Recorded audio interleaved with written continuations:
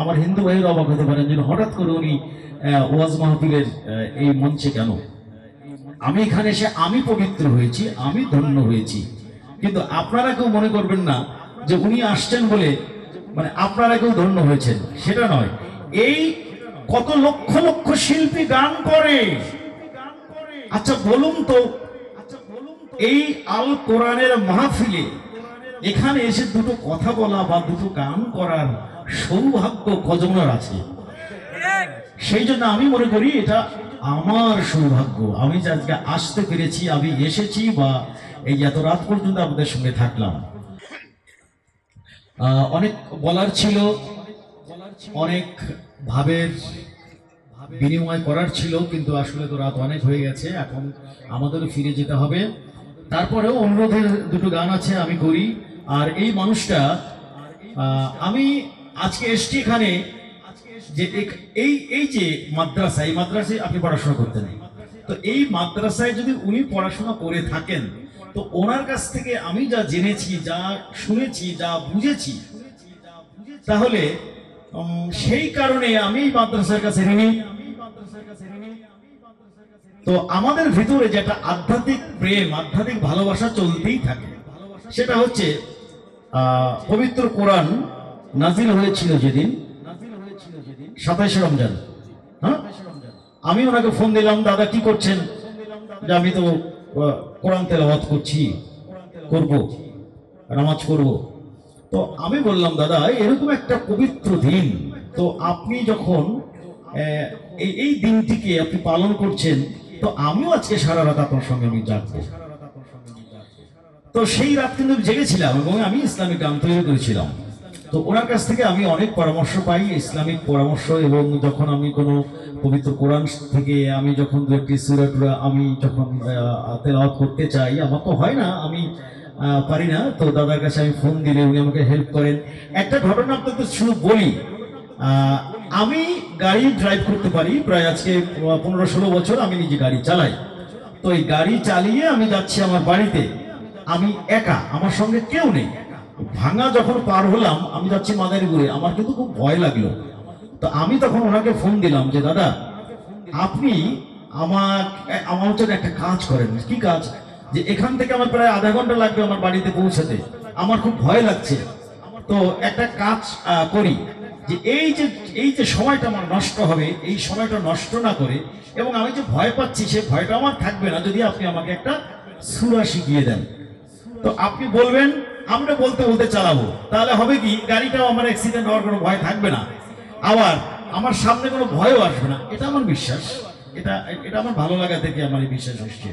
তো উনি তখন আমাকে শিখালেন, আমি বলছি দাদা একটা লাইন করে শিখান, আর আমি এটা মুখস্থ করে আবার আপনাকে ফোন দেবো, আবার আপনি আর একটা লাইন শেখাবেন। তখন উনি আমাকে শিখালেন একটি চমৎকার সূরা, সেটা হচ্ছে আর রহমান। আর রহমান আল্লামাল কোরআন খলাকাল ইনসান আল্লামাহুল বায়ান।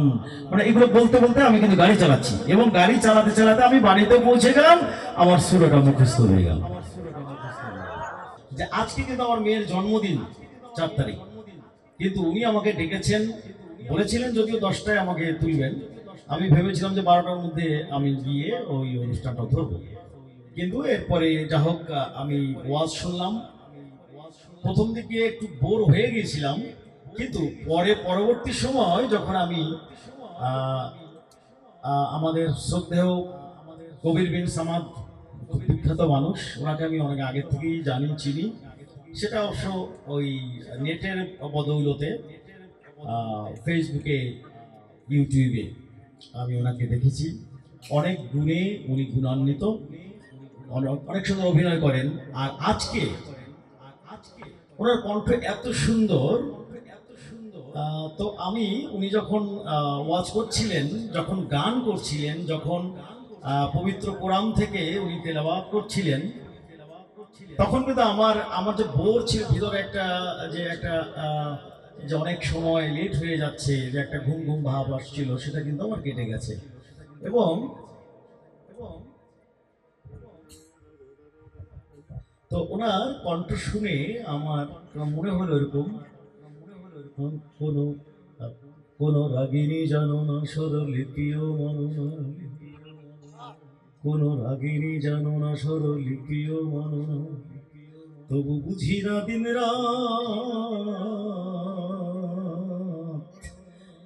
এমন মধুর সুরে কেমনে করো কোরআন তেলাওয়াত। কোন রাগিনী জানো না স্বরলিপিও মানো না, কোন রাগিনী জানো না স্বরলিপিও মানো না, তুমি জানি না দিন রাত এমন মধুর সুরে কেমনে করো কোরআন তেলাওয়াত।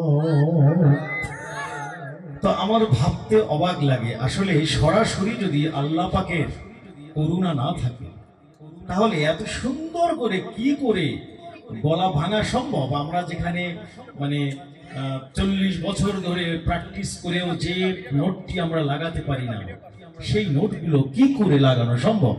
তো সেটা ভেবে অনেকটা অবাক হচ্ছিলাম, খুব ভালো লাগছিল যে আমার কোনো রকম কোনো মানে যে মন খারাপ হয়ে গেছিল সেটা কিন্তু এই ওয়াজ শুনে আমার অনেক আমার কেটে গেছে। এবং এত সুন্দর কণ্ঠ, মিষ্টি কণ্ঠ, বিশেষ করে কবির ভাই তো শুনলাম, এর আগে আমাদের জাহাঙ্গীর ভাই উনি দুইবার আমার আয়োজনে আমার যে মসজিদ আমি করেছিলাম সেই মসজিদের সামনে উনি ওয়াজ করেছিলেন। এবং আমি সেদিন দেখেছিলাম আমাদের দেশের হিন্দু মুসলমান উনি যখন দোয়া করছিলেন তখন আমাদের দেশের হিন্দু মুসলমান সবাই হাউ মাউ করে কেঁদেছিল।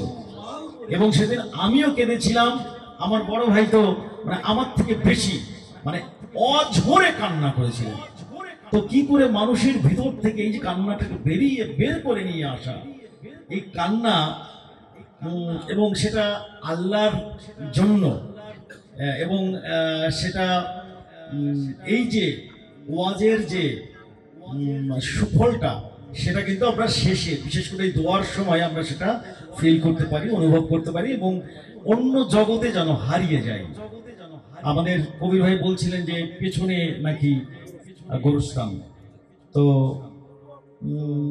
সেটাই ভাবলাম যে উনি সবার উনি দোয়া চাইলেন যে যারা শুয়ে আছে কবরে তারা যেন ভালো থাকেন, এবং অনেকের আত্মীয় স্বজন তারা শুয়ে আছেন।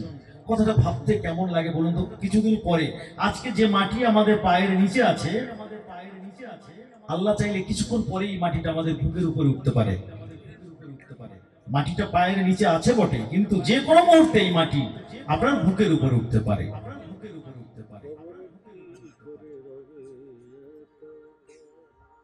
তো সে কারণে আমার এই গানটি মনে পড়লো, কবরে কি করে রবে একা একা,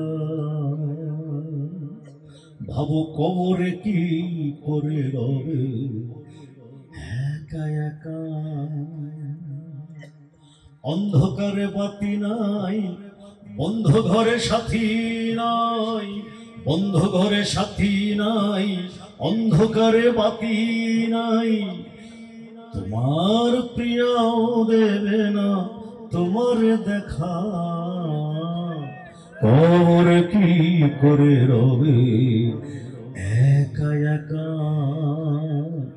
ভাবো কবরে কি করে রবে একা একা, বালিশ নাই মশারি নাই কেমন করে ঘুমাবে ভাই, বালিশ নাই মশারি নাই কেমন করে ঘুমাবে ভাই, নাই আর কন্ডিশনের ঠাই, নাই হিটার পাখা, নির্জন নিরালানি ঝুমে শীত গরমে একই রুমে, নির্জন নিরালানি ঝুমে শীত গরমে একই রুমে, থাকতে হবে টানা ঘুমে বিধাতার লেখা, কবর কি করে রবে একা একা,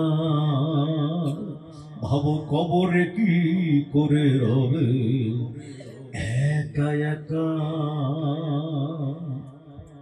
পাকা বাড়ি দামি গাড়ি টাকা করি কারি কারি, ছেড়ে দিতে হবে পারি যাবে না থাকা। পাকা বাড়ি দামি গাড়ি টাকা করি কারি কারি ছেড়ে দিতে হবে পারি যাবে না থাকা। তোমার বসার চেয়ার টাকার সিন্ধুক আত্মরক্ষার পিস্তল বন্দুক। তোমার বসার চেয়ার টাকার সিন্ধুক আত্মরক্ষার পিস্তল বন্দুক। পড়ে রইবে বিশাল মুল্লুক প্রিয় এলাকা। কবর কি করে রবে একা একা। ভাবো কবর কি করে রবে একা একা। এক মুহূর্ত যে সন্তানে না দেখলে ঝড় ওঠে প্রাণে। এক মুহূর্ত যে সন্তানে না দেখলে ঝড় ওঠে প্রাণে। তাদের ছেড়ে গোরস্থানে থাকবে যে একা। এক মুহূর্ত যে সন্তানে না দেখলে ঝড় ওঠে প্রাণে। তাদের ছেড়ে গোরস্থানে থাকবে যে একা। তারা হয়তো বছরে দু একবার শেষে যাবে জিয়ারতের আসে। বছরে দু একবার পাশে যাবে জিয়ারতের আসে। কোটি বছর সবুজ ঘাসে কোটি বছর সবুজ ঘাসে থাকবে যে ঢাকা। কবর কি করে রবে একা একা। ভাবো কবর কি করে রবে একা একা। অন্ধকারে বাতি নাই বন্ধ ঘরে সাথী নাই। অন্ধকারে বাতি নাই বন্ধ ঘরে সাথী নাই। তোমার প্রিয়াও দেবে না তোমার দেখা। কবর কি করে রবে একা একা। ভাবো কবর কি করে রবে একা একা।